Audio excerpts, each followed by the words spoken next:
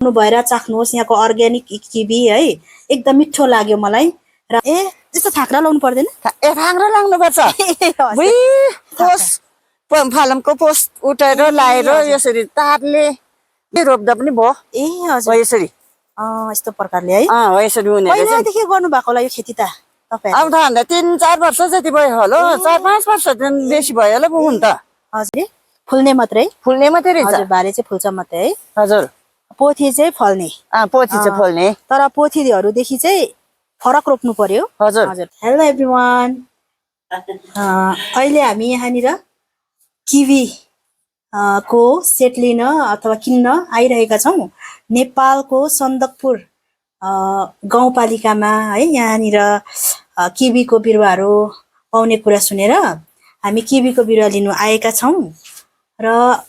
यसरी यहाँनिर जो मम्मी हुनुहुन्छ घरको उहाँले हामीलाई किवी दिइरहनु भएको छ यसरी एकदम मिठो छ यो किवी हजुरहरू पनि आउनु भएर चाख्नुहोस् यहाँको अर्ग्यानिक किवी है एकदम मिठो लाग्यो मलाई राम्रो रहेछ अब हामी बिरुवा पनि लिएर जानेछौँ र उता लगेर नेपालबाट यो किवीको बिरुवा लगेर इन्डियामा लगेर रोप्ने छौँ है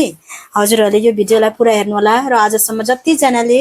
सब्सक्राइब लाइक कमेन्ट सेयर गर्नुभएको छ थ्याङ्क यू सो मच र यदि हजुरहरूले आज मात्र हेर्नु हुँदैछ भने please subscribe like comment and share गर्न नभुल्नुहोला बिबिपी अनलाइन टिभी युट्युब च्यानललाई भनेर हजुरहरूलाई रिक्वेस्ट पनि गर्न चाहे अब हामी किवीको बिरुवा देखाउने छौँ हजुरहरूलाई okay let's start in kiwi हेर्नुहोस् हामी खाँदैछौँ यसरी वाउ सो स्वीट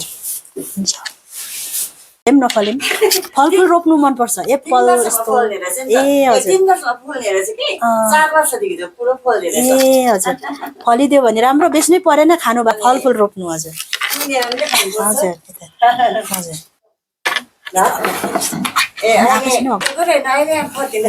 हुन्छ यता पो जानुपर्छ हुन्छ हजुर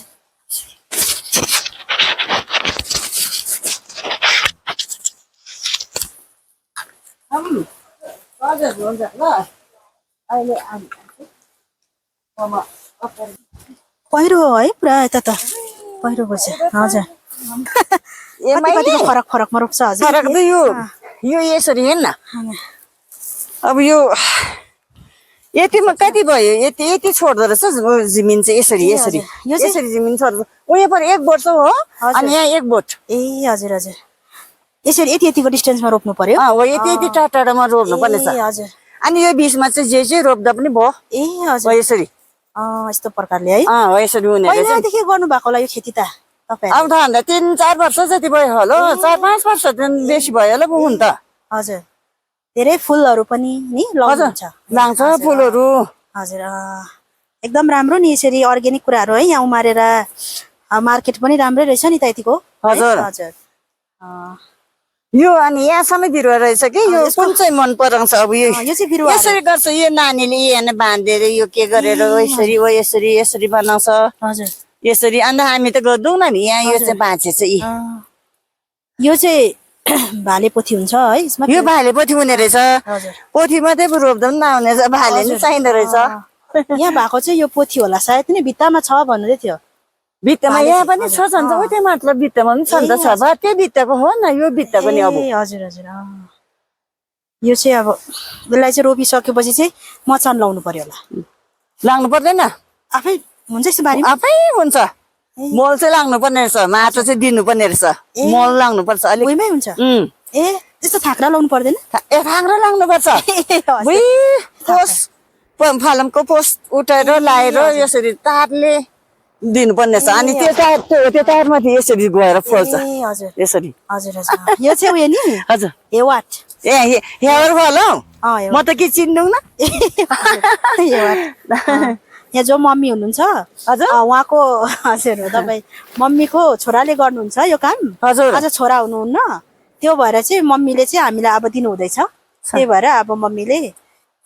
सबै कुरा चाहिँ उहाँलाई थाहा हुँदैन भन्नुहुँदैछ र पनि अब उहाँको छोराले दिनु भन्नुभएको छ हामीलाई फोन मार्फत त्यो भएर चाहिँ अब मम्मीको हातबाट हामी लिएर जान्छौँ कतिको फल्दो रहेछ पछि फलेपछि म भिडियो गर्छु हजुर हुन्छ यसरी निकालेर अब है यसरी लाँदैछ किवीको बिरुवालाई यसरी परेर उखाल्नु पर्ने रहेछ यसरी पक पक त आउँदैन होला हजुर पक पक त भात उठ्छ कि भनेर नि हो त्यसरी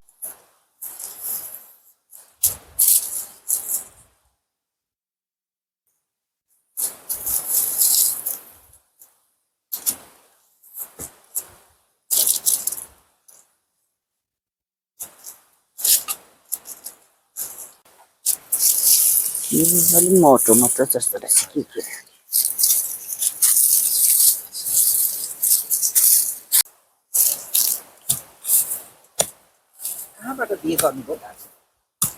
के नै शेरबिनी ल्याउँदैछ गरे अनि फेरि के त्यहाँ बाख्राको मलमा चाहिँ यो एकदमै राम्रो हुन्छ भन्नुहुँदैछ हो यहाँ यसरी हामीले भेला पारिसकेको छौँ हेर्नु होला फुल्ने मात्रै रहेछ हजुर भाले चाहिँ फुल्छ मात्रै है हजुर पोथी चाहिँ फल्ने पोथी चाहिँ फल्ने तर पोथीहरूदेखि चाहिँ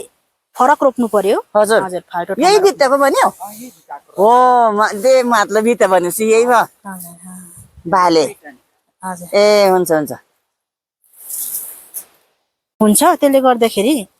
अब यो अघि जुन चाहिँ हामीले उखाल्यो त्यो चाहिँ फिमेल थियो